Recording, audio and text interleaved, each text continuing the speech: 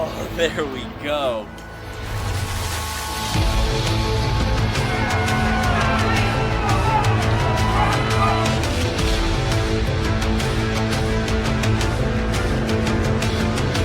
Oh my gosh, this is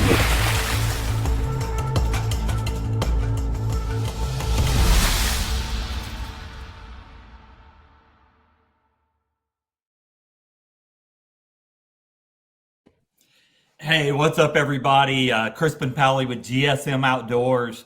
Welcome to another episode of the Think Outside podcast brought to you by Baits.com.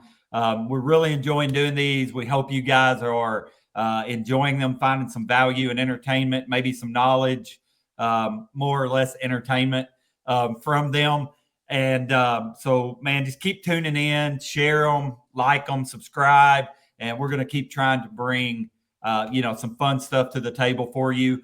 Today is no exception to that. I have been looking forward to this opportunity. And, I bet most of you can relate to this. Like, you go through life and you've got these people that you connect with. And you maybe don't talk every day, but every time you do, it's just like you never missed a beat. And my guest today is kind of one of those dudes for me. Want to bring Mark Zona. Zona on the podcast today. What's happening, brother? Man, if you would have told me 21 or 22 years ago when we were on Kentucky Lake that we'd be doing a podcast together, let's go. Let's go, right? It's been a weird, Crispin, what's funny is it's been a weird, winding road. We have worked so much together throughout the last 2 decades to re-find each other right in this industry. Yeah, it's I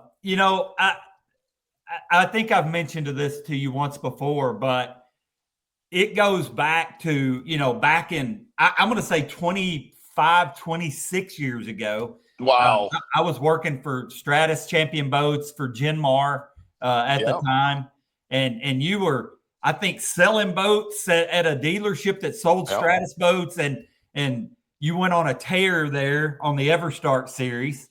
Yeah. And that was like the first time I think we ever probably talked. And we didn't know each other then, but we were kind of, our worlds were starting to kind of collide, right? They did. And what's funny is I totally forgot about that. But what a lot of people don't, and I appreciate the compliments on the EverStart. Those were fun days. Those were younger days. But what's funny, what a lot of people don't know watching this podcast is you've gone on to be a bass fishing industry CEO, but literally all you wanted to do was figure out a way back 25, 22, 21 years ago, was to figure out a way to fuel and pay for our fishing addiction back then. And your name on Kentucky Lake, look, there's not many Crispins running. No, I could never do anything wrong. It would be like, oh, that wasn't me. And then when we finally connected on, and I remember this vividly, is Van Dam connected us to go fishing on Kentucky Lake, and I learned really quickly why you were a hammer on Kentucky Lake, really quickly. And the other thing that I learned, I think I said this to you, it's probably best that we live 400 miles apart from each other. 1,000%. And so I remember that because Kevin called me and he goes, "Hey, I got a buddy I need you to take fishing." I'm like, "Sure, man. What you got?" And he goes, "Mark Zona is going to be down there emceeing a tournament weigh-in." I was like, "Oh my gosh!" Like, I haven't talked to him. Like, I know him, but I don't know him. Right? Right. And so we jump in the boat that day and beat him up pretty good, if I recall. Yes. Yes. Couple big ones, and it was pretty fast and furious. And then after that, dude, it was just like, it seemed like all the time we were talking, hanging out. I remember one night, and I don't know when or why, but you were at my house. That's when I lived at Paris Landing. Yep. And it was just you and I just contemplating life and fishing and maybe love, the whole world, right? Just having just hanging out. And you made a comment to me that I run a lot of things through this filter, and I'm going to keep it super PG for this crowd, but it was basically the extent of we're just two pirates passing through this world, and not everybody's going to get us because they're not like us. And that was like that was like the Proverbs of Z back then. Like you were spilling some knowledge that it was kind of comical in the moment, but as I've gotten older and as I've continued down this path in the industry, that was not always wrong either. So it's a very backhanded compliment. Is what thanks. it is. I'll take it as such. So, yeah, man. I would tell you, based on our personality traits and the things that we seem to, if we like something, we're both pretty all in. Yes. We couldn't live near each other.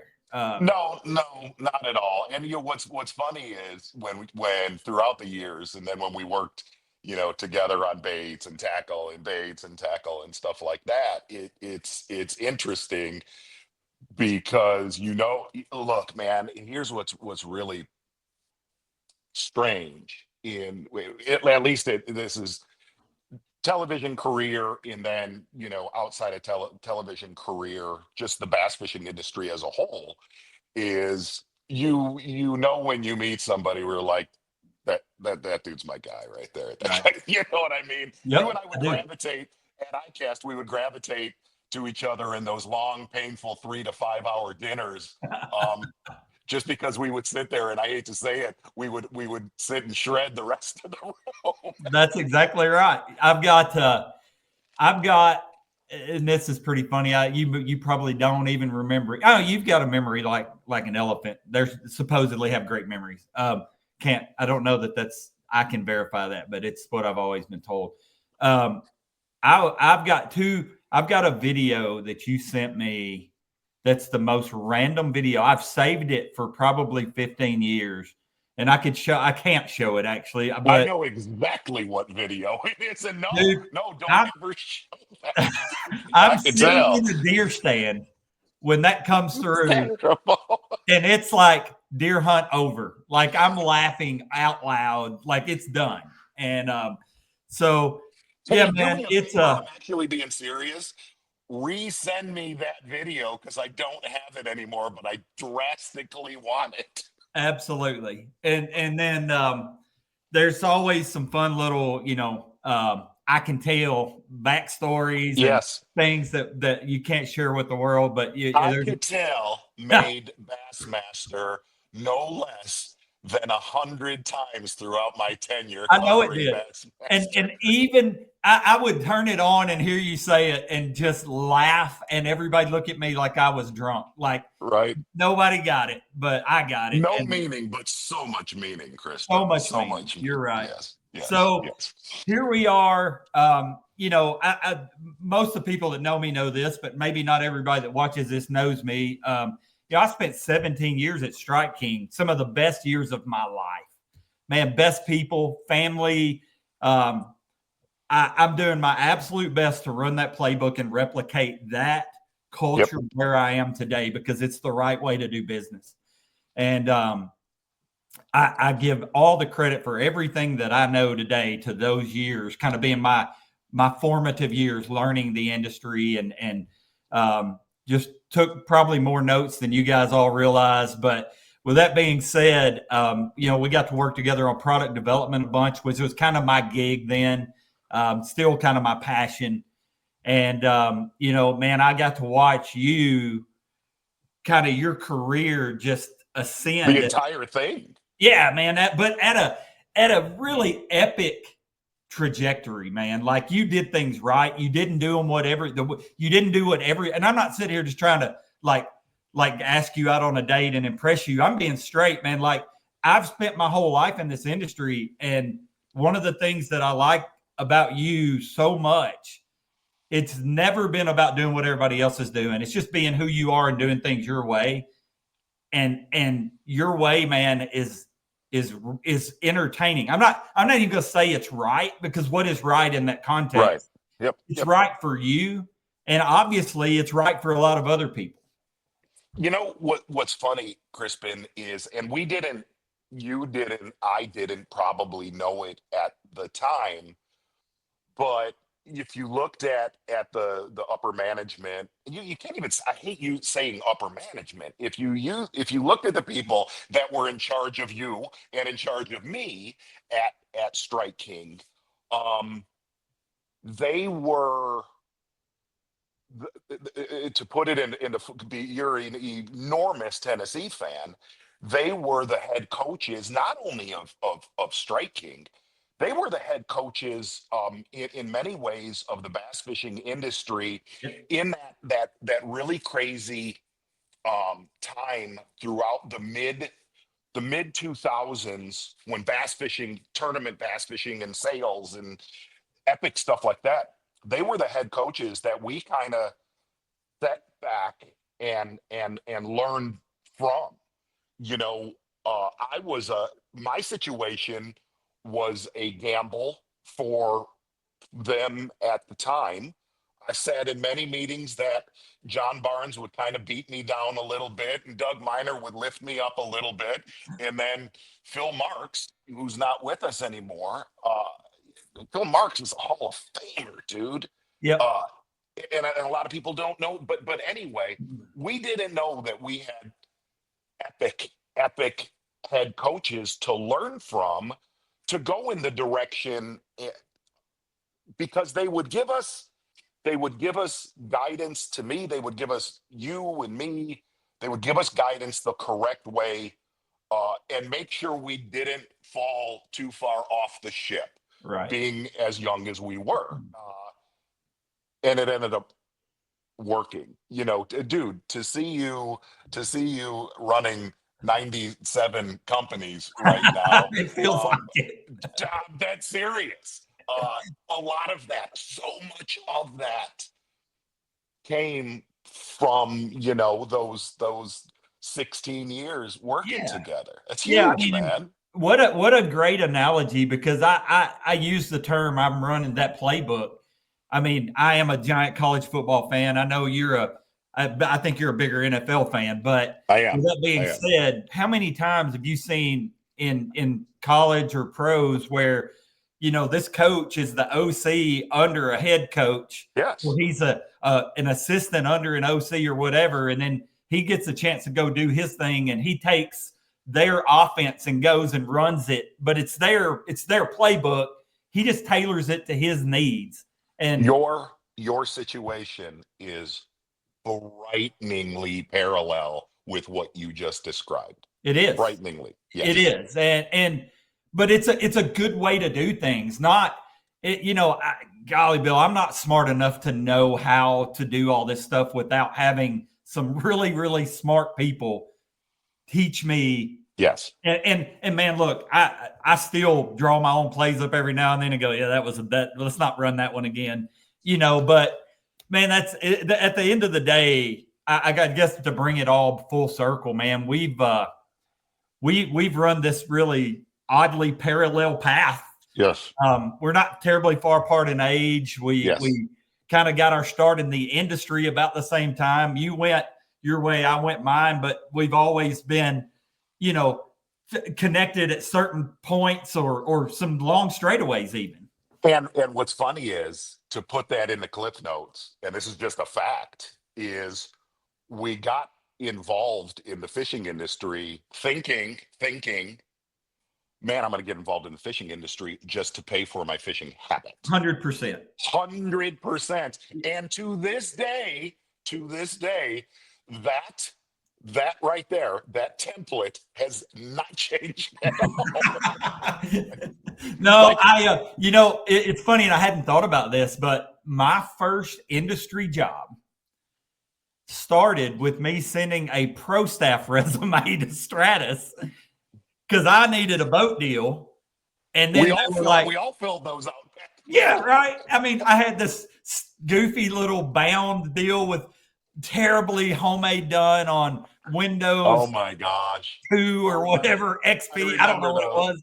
And I mean, I probably still got one somewhere as a keepsake, and it would be embarrassing now. I had spiky frosted hair and a puka shell necklace, and So you know, bad. yeah. But with all that being said, I remember going, I'm going to go work for this boat company because A, it's going to get me in a boat. I'm not going to have to pay for a Yep. boat.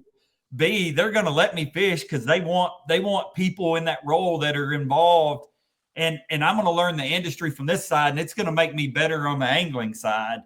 And I ended up just staying on that side, Right.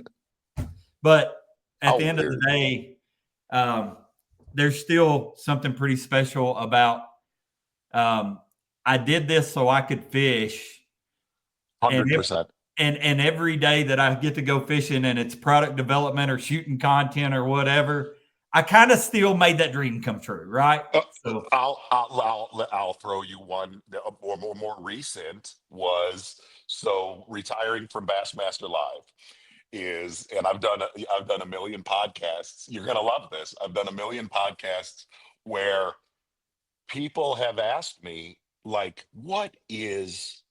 what's the true reason you left Bassmaster Live? Was it forward facing sonar? Was it boy? There's a lot of issues in the fishing world, and like I hate to break all of their hearts. It's so I could go fishing yeah, more. it's not that Right? it's really not that deep. It's just I wanted to Mm-mm. fish more. It's extremely, extremely shallow, which I've said throughout my entire career. It's exactly what I am. Well, you have, man, it's been awesome watching the path that you've taken to get where you are today. And man, I remember like when you did the 5, that didn't happen. Like people did not just go live stream, Right. and Right. it was awesome. So I probably shouldn't say this, but I'm really good at not listening to my conscience when I think that. I don't watch a lot of fishing because, quite honestly, it's like I'm just gonna leave it at that. I don't watch a lot of fishing, Understand? but dude, I remember like I would turn on Zona Live and watch it All because right. it was just real and It's a horribly, horribly great idea that I had one day. That was the worst idea I ever had one day. I knowing you like I do, I was a little terrified. I was like kind of Yes. sitting on the edge of my seat waiting for, but you managed it, dude. Like you pulled it off. Well, yeah. There was weird. What's funny about Zona Live, and they've gone on. This is no joke. They've gone on to get tens of millions of views, right? Right? What was weird about Zona Live, because I'm like you, I hate to say this, I don't watch much fishing. After I'm done editing a Zona show, I don't want to hear me anymore. I'm probably like a lot of viewers too as well. But there, doing Zona Live was controlled chaos in many ways. And what was funny was I looked back at a couple parts of Zona Live, Zona Live was in conjunction with Bassmaster Live, which terrified, when Bassmaster Live first started, and it there were long, awkward pauses in Zona Live. And more than anything, it was protecting me from me. What it was. Because look, we've been in the boat together. You Yeah. can edit a Zona show, which a Zona show needs editing for family purposes.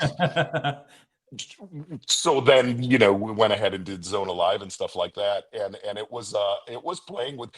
I remember, gosh, I hate to be a name dropper.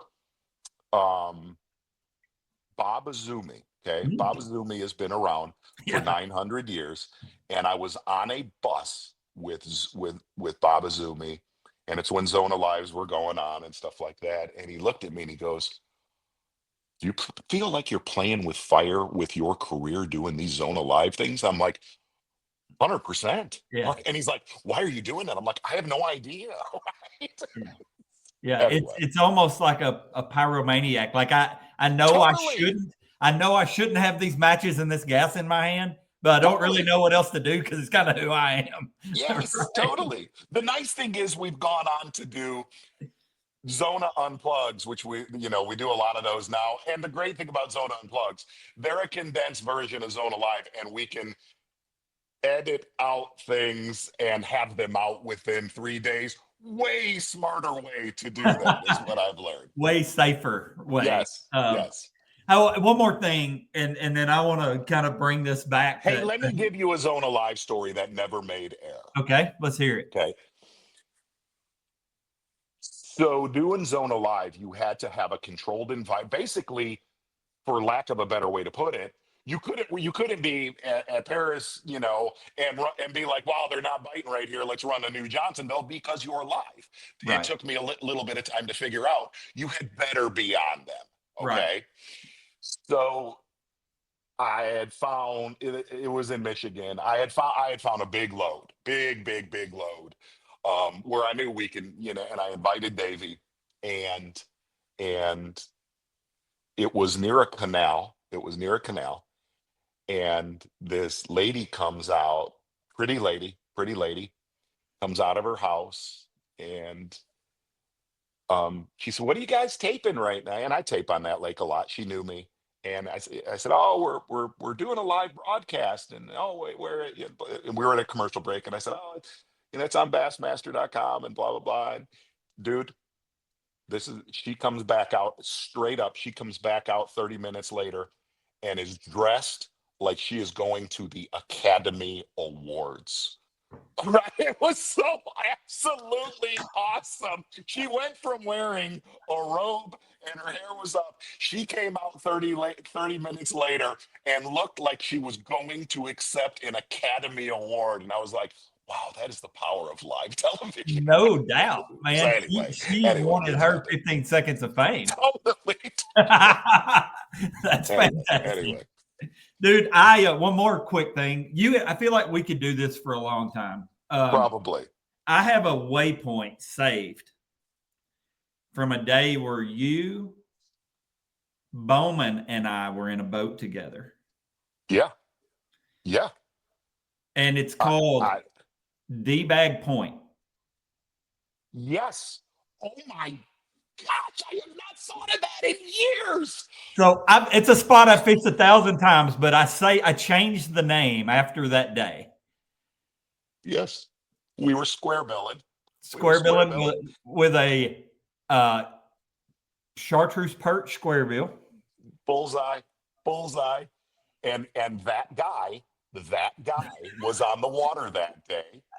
That guy was on the water that day, and he was gonna compete with Oh yeah, us. he was going to win the contest, right? D-bag point. Hey, since that day, I have learned several D-bag points. Dude, I'll never forget. So we leave that spot, go run around, My and we're going to come gosh. back to it because we train wrecked them there. Yes. But he Yes. saw us train wreck them there and Yes. pulled in, and where we're running back by, he's got a 3-pounder or something, and he's like, "How about that, Zona?" And Yes. dude, that's the bag point, bro. Oh my gosh. Oh, good times. So here we are now. Both have a little more gray. Yep. I've got a few more pounds. Same. Got a lot more stress. But we had an opportunity to reconnect around a brand that we acquired. You want to talk about that? It's a very bizarre how the partnership with Cuda Tools came together and here's the best so here you've been in my Death Star. It is meticulous. It's meticulous. Yep. I know this sounds nuts, but it's just the way I am. Every single time I go bass fishing, taping a Zona show, come home, I unload all my tackle, reload all my tackle. And my biggest weakness, not for just television time, my biggest weakness is all the way back to the Everstar days and Fishing Tuesday nighters every single week, has been tools in my boat. Like, it's the only thing I would say really throughout it looks like what I've had in my boat for 30 years is stuff you would have at like an arts and crafts fair, not in a bass boat. Okay. And I've been made fun of it for. Hackney has destroyed me, annihilated me. So long story short, this was, my gosh, this was like last year, and I was in a buddy's boat pre-ICAST. I was in a buddy's boat, and I was looking at his tools. Like, everything was perfect. It looked good, stuff like that. And I looked at it. I picked up right there. And I'm like, wow, these are nice. These are really nice. Not that I'm a thief, but I will steal from a fishing friend, right? I was like, wow, I need this stuff in my boat. So anyway, so we go to ICAST, and at ICAST, things are flying in every direction. And I did not connect you and Cuda at all. Dumb. Okay. So I leave ICAST, and a whirlwind for 48 hours. And I think it was just like August or September. I'm not a very good social media interneter. That's the Scorpion's job. Right. And I just send a message on the Cuda Instagram. Hey, my name's Mark Zona. I really love your products, and I think I could use them in my fishing show. So the person that ends up replying is somebody that I used to work with at Bass Pro Shops, and she says, hey, you need to reach out to Crispin Powley. And I'm like, what? wait, what? It still doesn't really connect yet, Crispin. That you basically are in charge of the brand. So anyway, that is exactly how the partnership came together. And the other side of that is, and I've not tried. I've done throughout Zona world of television and the content that we put out. Basically, I just try to have stuff on the show that I like to use. Right. That's been my entire career.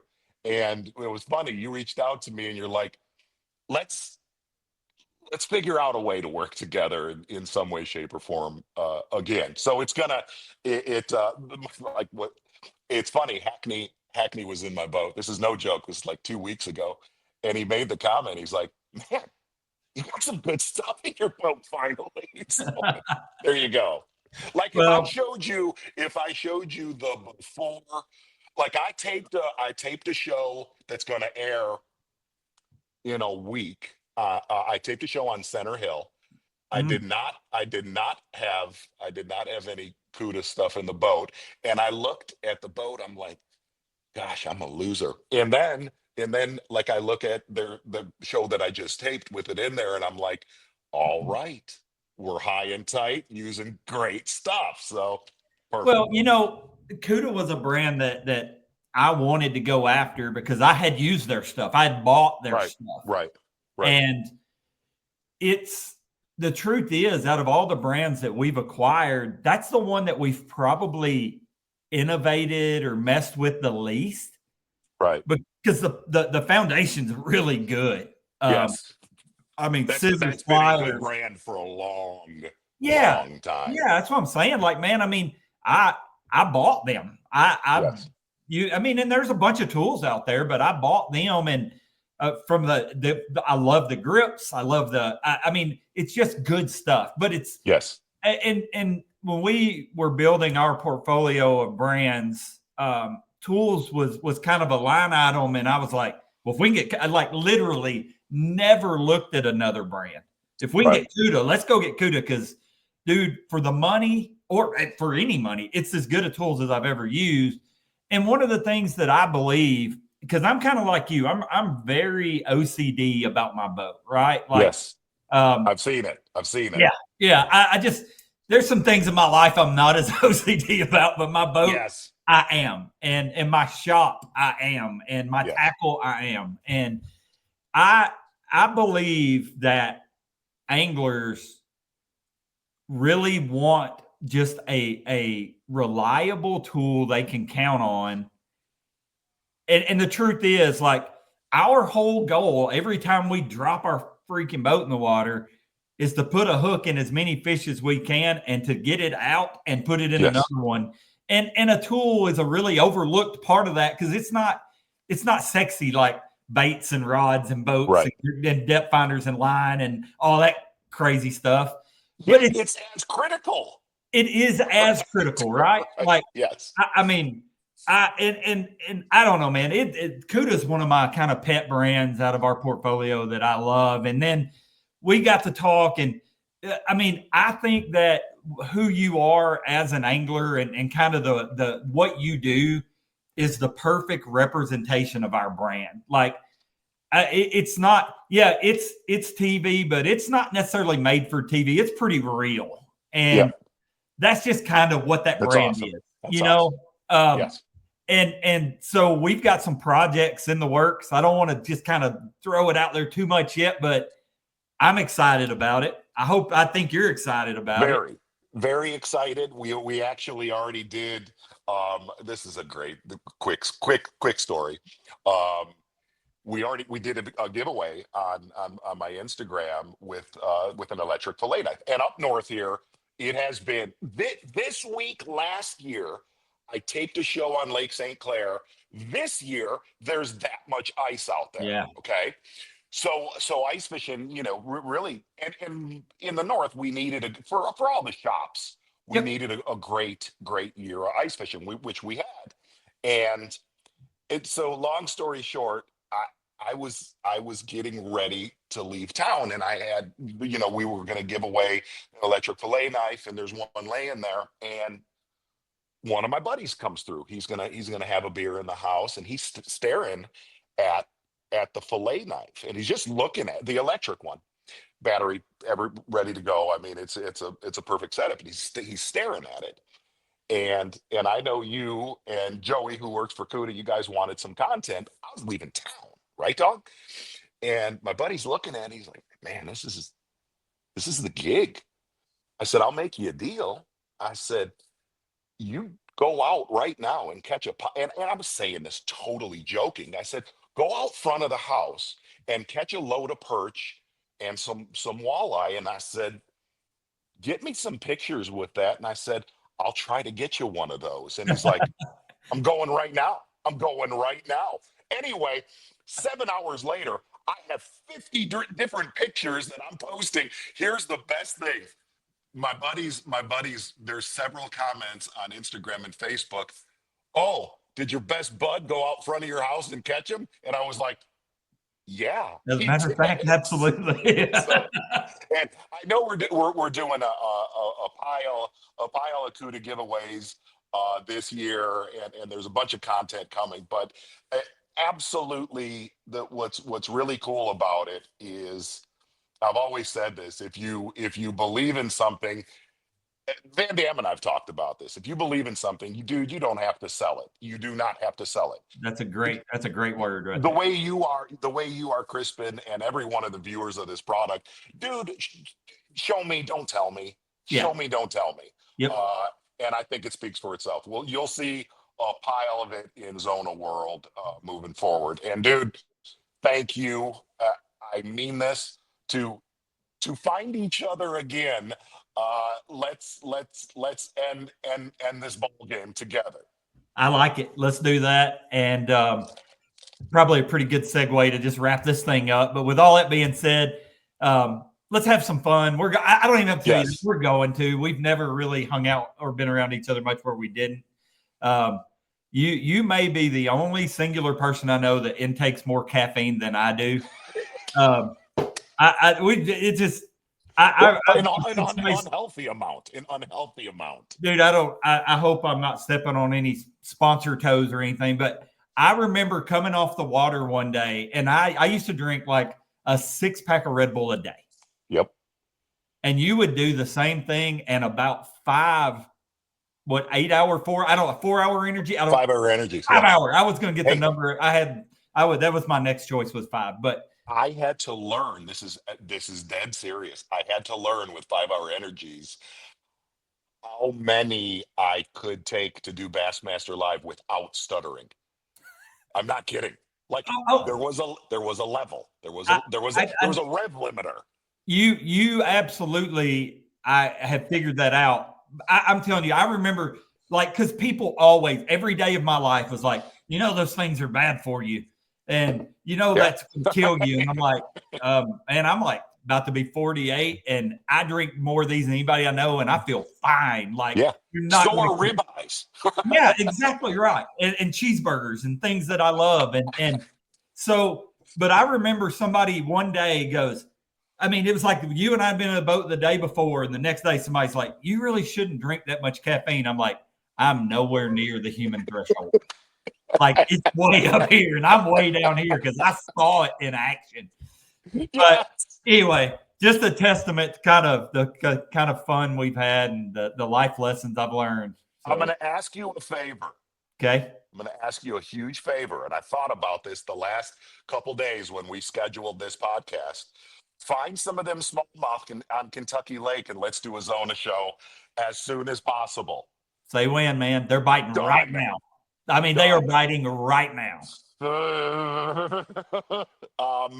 I'm coming. I can be there as early as today.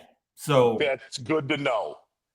Yeah, let's make it happen. And we will definitely continue that talk because I definitely will. I had somebody, I don't know what was it, like a Toyota last year when that cat really got out of the bag. Yeah. That tournament, and I think it was Rob Newell's like, hey, you need to go do this. Yeah, dude, I'm in the holy land of smallmouth, and he's like, no, it's just different. So definitely want a piece of that. Yeah, you remember back in like the early 2000s where the smallmouth fishing got off the chain here.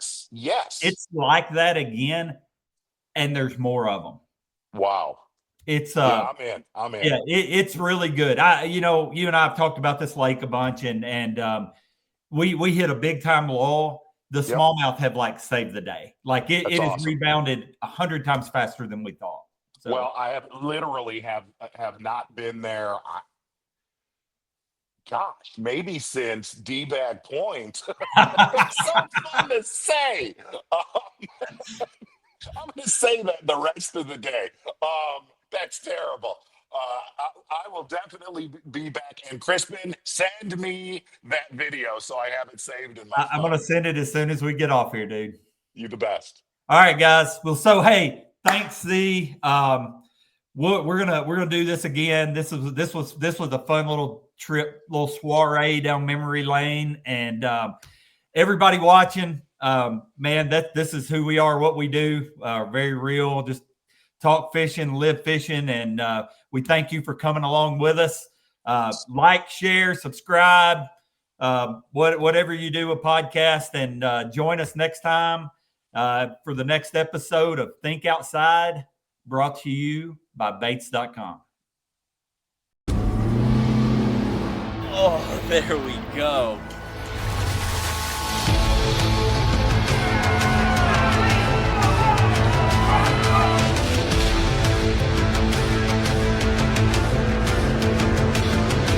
Oh my gosh, this is